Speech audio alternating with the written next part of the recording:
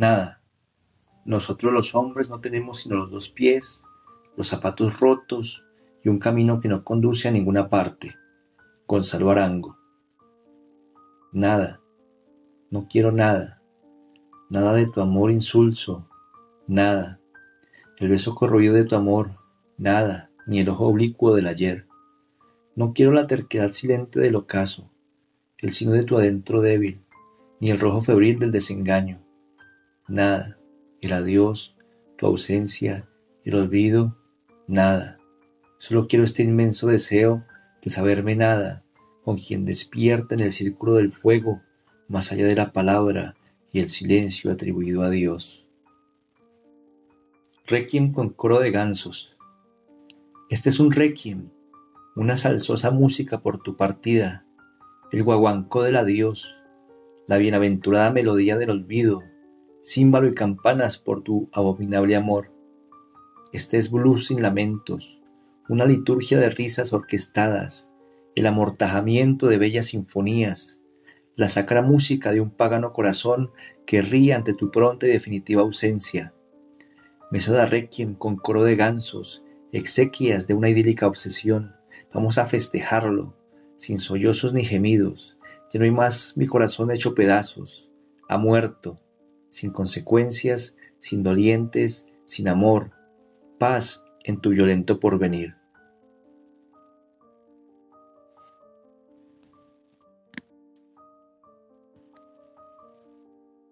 Princesa de Varsovia.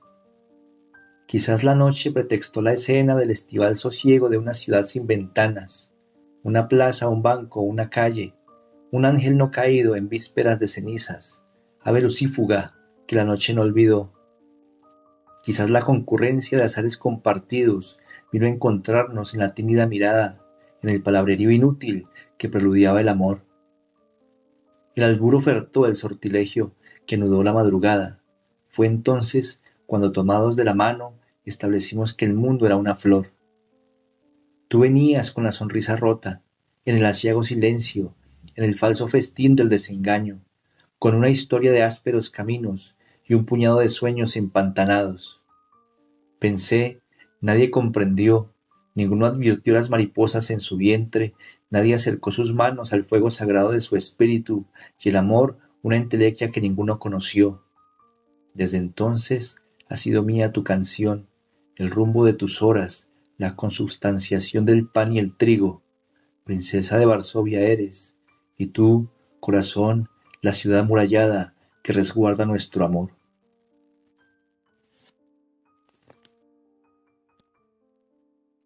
Canción de invierno. Hace frío sin ti, pero se vive. Roque Dalton. Tú que tienes por infierno un juego de espejos, que como el sol me das la espalda, que ahuyentas los pájaros del trigo, que guardas la hidra del cuento, que pierdes el tren de la tarde, que no has leído a Miguel Hernández, que extiendes tus manos al azar, que ocultas la noche en tus ojos, que nunca conocerás mi olvido. Tú, que has hecho del amor una ominosa entelequia de aves circulares y yaces como epitafio del pájaro sin alas, tampoco conocerás la logia de alacranes de un infame corazón.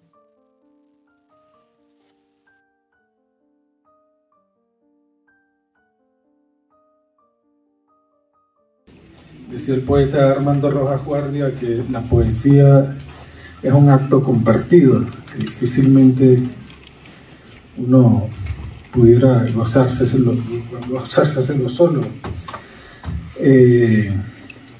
Esta noche ha sido estupenda. Creo que la lectura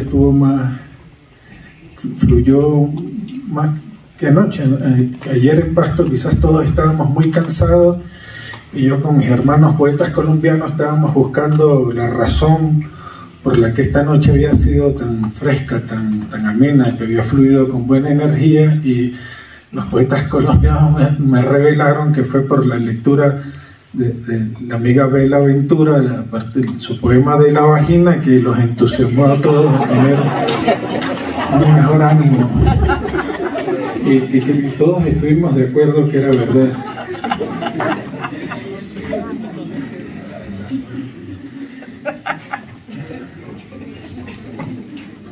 Voy a leer un poema que se llama Noche en Blanco, que Por lo menos puse el toque, ¿verdad? definitivamente, y la noche no acaba.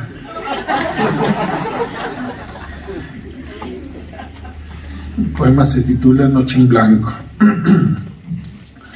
No es fácil, de veras, saber que las musas se han marchado de la casa, saber que su esfinge de puta silvestre ya no hiere con sus alas. No es fácil, con 3 monedas en el bolsillo, descubrir el olor de las naranjas y hacer de la noche un trajinar soberbio de la tinta y el papel. Son cuervos las mujeres que han huido de mí, son graznidos de urraca que se alejaron de mi ventana, son hembras malas que huyeron al desierto sobre cornudas bestias. Ellas trabajan en las autopistas, se embarcan en camiones, se embriagan con las palabras necias de un cochero nauseabundo, viajan en trenes nocturnos, en taxis piratas y se adormecen sobre el tendido húmedo de sábanas rotas. Esta noche Erato también duerme frente al televisor y yo no tengo más que unas flores de osario, un paraguas que florece bajo la lluvia, la soledad de 9 putas en mi cama, el llanto de Atenea, 3 monedas en el bolsillo tengo, el recuerdo intacto de mi hermano ebrio y una hoja en blanco donde dar testimonio aciago de la orfandad.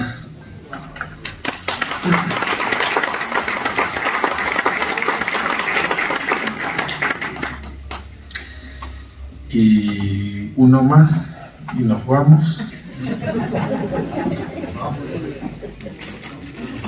Bueno, se titula Una rima con caries de tristeza. Tengo por bien ganada la espiga y el madero, un recuerdo intacto de amberes en mi boca, amores al contado que niegan lo que es cierto, mariposas al azar, como albur entre las sombras. Tengo una herida abierta de par en par, una mano sangrada, una guerra florida, ojo noctámbulo en el perfil sinuoso, la herrumbre de la noche en mi costado tengo. Tengo un Dios cansado hurgando mis simientes, prostitutas laicas desnudas en la lluvia, velo de vírgenes que ocultan su mirada y sonrisas tontas de intenciones puras. Tengo por rutina el rito de las sombras, una rima asonante con caries de tristeza, un piano de cola mórbida y canalla, una canción, un sudario, un credo inadmisible, una pírrica victoria que se aleja. Tengo, en fin, un sagrado corazón que palpita sobre la catedral de piernas infames, esfinge de la noche que entre las ruinas emerge como cáñamo silvestre sembrado en la penumbra. Y para terminar,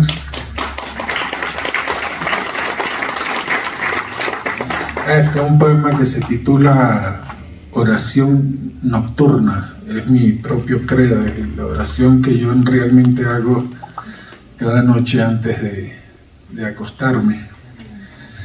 Se llama Oración Nocturna.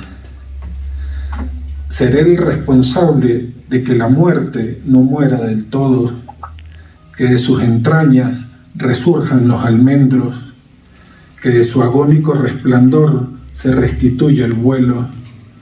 No cerraré mis ojos mientras haya vino en esta mesa, mientras haya flores y abismos por conocer, mientras tenga la piel del glande extendida y una hembra lustre sus alas para abrigar mis sueños. Gracias.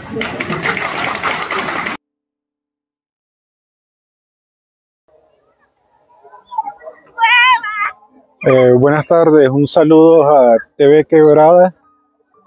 Mi nombre es Rodolfo Quintero Noguera, poeta. Vengo de Venezuela, de la ciudad de Mérida, de los Andes venezolanos. Estoy ahora acá en Pasto, invitado al 4º Encuentro Internacional de Poetas. Bueno, como les digo, Yo vengo de la ciudad de Mérida. Soy esencialmente poeta, pero he publicado unos libros de ensayo, unos libros de ensayos sobre literatura y ensayos sobre el Protocolo de Kioto, que fue el documento que firmaron las naciones y para preservar y evitar el calentamiento global que en ese entonces estaba en la agenda mundial. Es un tema que ahora se ha olvidado y los países no han evitado, no han cumplido con las metas del milenio que habían propuesto en las Naciones Unidas, que era el regular la emisión de dióxido de carbono en el planeta. Pero aparte de ese libro, esencialmente sobre el tema del protocolo del Kioto y el clima, pues mi obra y todo mi trabajo siempre ha estado orientado a la literatura. En el año 2000 publiqué mi primer libro de poemas que se titula El amor a veces, el olvido entonces. Un poema como todo un primer libro, poemas con las inquietudes de la adolescencia, con las primeras miradas en la poesía, con las primeras inquietudes, con los primeros descubrimientos en torno a la palabra. Tuve la suerte de que lo prologara el poeta venezolano Armando Rojas Guardia, que es un referente literario en el país y en Latinoamérica. De hecho, muy conocido acá en Colombia y con mucha recepción. Yo siempre he dicho, y no por ser venezolano, que la poesía venezolana ha gozado por mucho tiempo de muy buena salud. Quizás es la poesía en Venezuela la que más fuerza ha tenido. Venezuela ha tenido grandes narradores como Rómulo Gallegos, como Garmendia, como Guillermo Meneses, como Gabriel Jiménez Emán, pero sin embargo siempre he pensado que la poesía es el fuerte en la literatura venezolana. Si me pidieran de qué manera iniciarse, de qué manera acercarse a lo que es la poesía, el panorama escritural en la poesía en Venezuela, pues yo partiría con los militantes del Techo de la Ballena y de Tabla Redonda, que fueron dos grupos iconoclastas que surgieron en Venezuela en la época de los 60, grupos epígonos al movimiento nadaísta que surgió aquí mismo en Colombia. Y todos ellos, todos los poetas que rondaron el Techo de la Ballena, terminaron siendo los referentes y marcando la pauta, el camino de la poesía que se ha escrito desde entonces en el país. El Techo de la Ballena estuvo conformado por Edmundo Aray, un extraordinario poeta, cineasta, fue director de la Escuela de Cine de San Antonio de los Baños, la misma de la que fue director Gabriel García Márquez en Cuba. El poeta Ramón Palomares es quizás el máximo exponente, el máximo representante de la poesía venezolana. Tuve la suerte de conocerlo por mucho tiempo porque vivía en la misma ciudad donde yo vivo. Lo conocí desde muy joven. Y la obra de Ramón Palomares no deja de ser una obra constantemente estudiada y leída y de interés incluso para los más jóvenes que se acercan en la literatura. La obra de Ramón Palomares es una obra bucólica del paisaje, del terruño, que siempre describe el telúrico del paisaje de los Andes venezolanos. Ramón nace en Escuque, en el estado Trujillo, que es parte de los Andes venezolanos, y luego va a Mérida a ser profesor de literatura en la Universidad de los Andes y allí hace su obra y allí muere. Hay un libro, su primer libro, que se titula El Reino, que es un referente, hay Mérida y sus 4 ríos, no sé, no me vienen ahora los títulos porque su obra uno la lee en muchas antologías, toda su obra se ha recogido constantemente en antologías, y aparte de Ramón, pues se pudiera hablar de ese mismo grupo del Techo de la Ballena, perteneció Juan Calzadilla, un poeta muy querido aquí en Colombia, por cierto, Salvador Garmendia,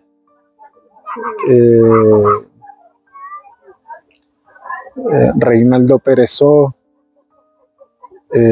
Luego, bueno, en la década de los 80 surgieron 2 grupos importantes en Caracas,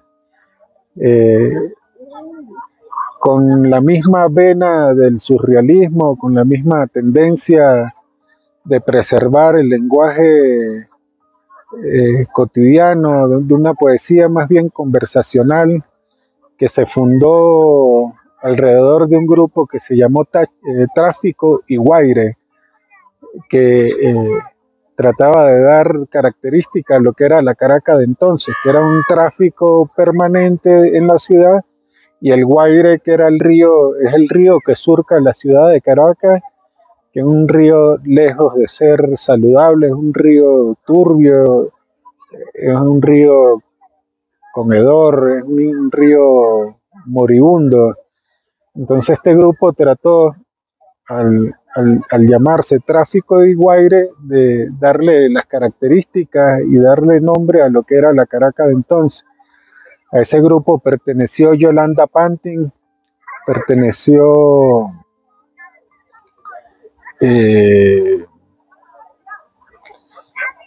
Miguel Márquez, perteneció Alberto Barrera Tisca, Armando Rojas Guardia. Bueno, sí, Rafael Cadena fue fundador de Sardio.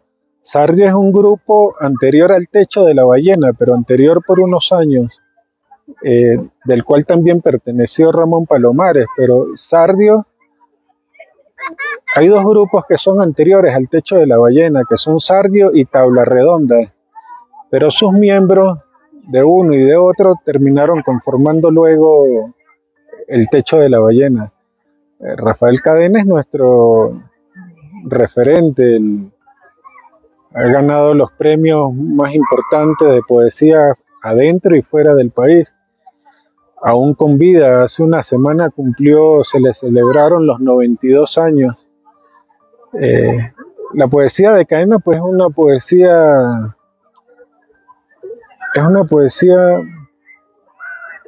no de tan fácil aprehensión, es una poesía como críptica, es una poesía de arcano, es una poesía cerebralizante, y es un pensamiento incluso filosófico permanentemente en torno a la palabra misma. Es una reflexión permanente al hecho poético. Por eso en los talleres de literatura se estudia mucho la obra de Rafael Cadena, precisamente por su permanente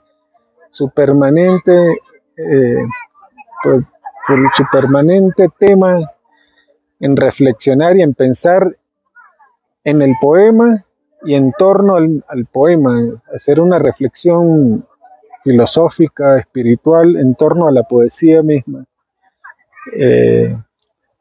Bueno, luego del Techo de la Ballena, el Techo de la Ballena pues marcó una década, toda la década de los 60. No fue solo poesía, al Techo de la Ballena pertenecieron artistas plásticos como Carlos Contramaestre, que en ese entonces expuso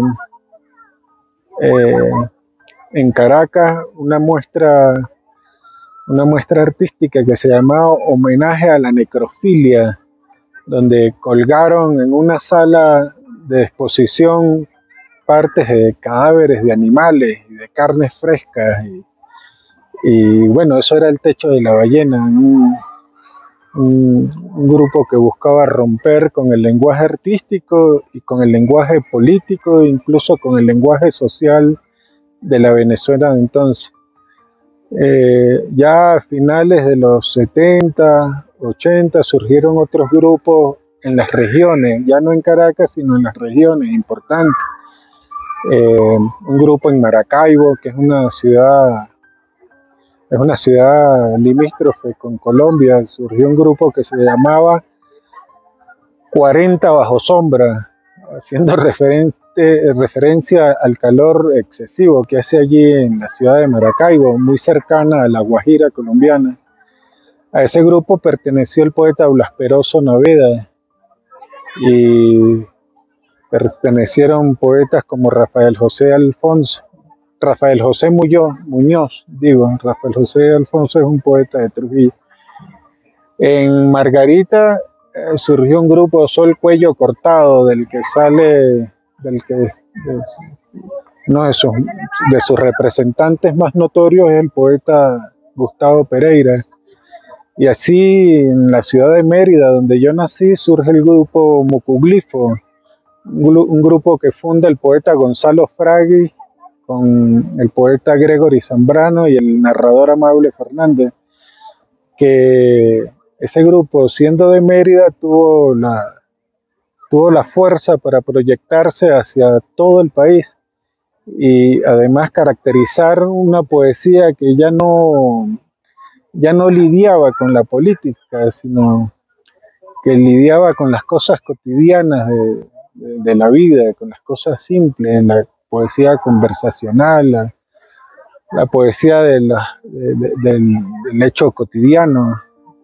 Ahí por Mucuglifo pasó poeta José Gregorio González Márquez, poeta Gregory Zambrano. Allí mismo publicó varios de los mejores poetas hoy en día en Venezuela, publicaron sus primeros libros en ediciones Mucuglifo. Luis Belmonte, que ganó el premio Adonais de poesía en España, el poeta Javier Alexander Roa, un poeta muy importante que ahora es nuestro representante cultural en la República de Siria. Tiene unos 15 años viviendo en Damasco, pero no ha dejado de escribir y su poesía no ha dejado de dar testimonio de lo que ha sido Venezuela y Mérida, que es la ciudad donde él creció. Bueno, Eugenio Montejo es un referente de la poesía venezolana y de la poesía latinoamericana, con una obra muy sólida, muy bella, muy cuidada, muy limpia, muy elegante. Eugenio Montejo, a diferencia de otros poetas, no tuvo vinculación con ningún grupo ni taller literario del país.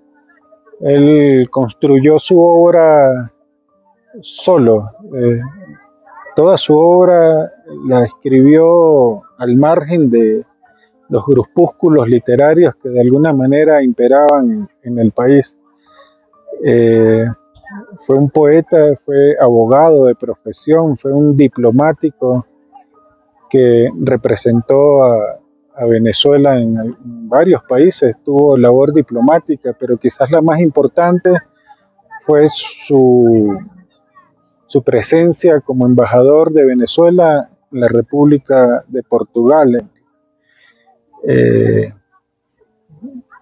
En Portugal sabemos, porque él nunca lo ha negado, nunca lo negó en vida, tuvo una gran influencia por Fernando Pessoa, es una influencia no negada, y supo cultivar la palabra con el mismo brillo y el mismo atino que lo hizo Pessoa.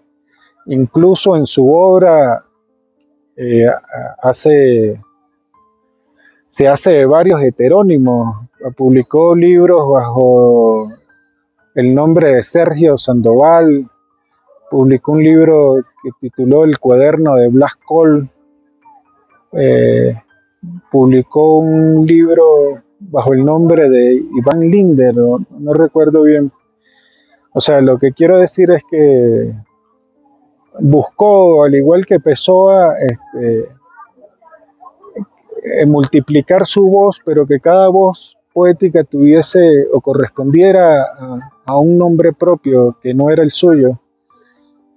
Construyó una obra hermosísima, una obra literaria completa, con ensayos en torno a la literatura, con estudios en torno a la literatura, con narraciones breves, pero sin lugar a dudas su poesía fue la que lo llevó a la cima, lo llevó a ganarse grandes panegíricos literarios y grandes emociones y grandes seguidores. Que hoy en día en Venezuela todos los grupos literarios que surgen, todos los talleres literarios de jóvenes escritores en los liceos, en las universidades, no dejan de leer a poeta Eugenio Montejo como un referente icónico de la literatura venezolana. Yo me estoy acordando de un poema de Bukowski, pero es muy... No, bueno, que escriban. O sea, decía el poeta Carlos Danés, que murió recientemente y que para mí fue como, más que un amigo, fue como un padre, porque era un poeta mayor y al cual yo me acerqué muy joven. De hecho, de alguna manera él termina apadrinando mi obra y fue quizás la primera persona a la que yo le confié mis primeros poemas, mis textos. Y el poeta Carlos Danés decía que para escribir no hace falta otra cosa sino escribir y escribir y escribir, y que quizás el verdadero oficio del escritor era el oficio del tachar, no sé si me entiendes, el oficio de borrar. Que le decía, tú tienes que escribir como que haces ejercicio, como que haces caminata, como que corres. El escribir es un ejercicio permanente.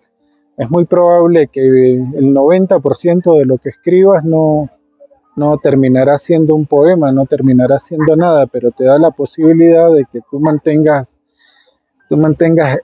el brazo caliente. Escribir y leer mucho. Ningún poeta es poeta si no ha leído. Al fin y al cabo, la poesía termina siendo una reescritura y reescritura y reescritura permanente de los poetas y de la poesía que se ha escrito en la historia universal. Que escriban, que lean, que se den la oportunidad de escucharse a sí mismo, porque la poesía no deja de ser un silencio entrañable, que quizás algunos lo pueden revelar y otros no, pero sí demanda un ejercicio espiritual de conocer el silencio, de escuchar el silencio, de buscarse y encontrarse en lo más recóndito del espíritu, de escuchar esas voces fantasmales que uno escucha en la infancia, que uno escucha en los sueños, que uno escucha en la radio, que uno escucha en el tranvía, que uno escucha en la calle, en la acera. Todas esas voces van construyendo un lenguaje que uno debe saber aprender y en el momento indicado llevarlo a la construcción de un poema.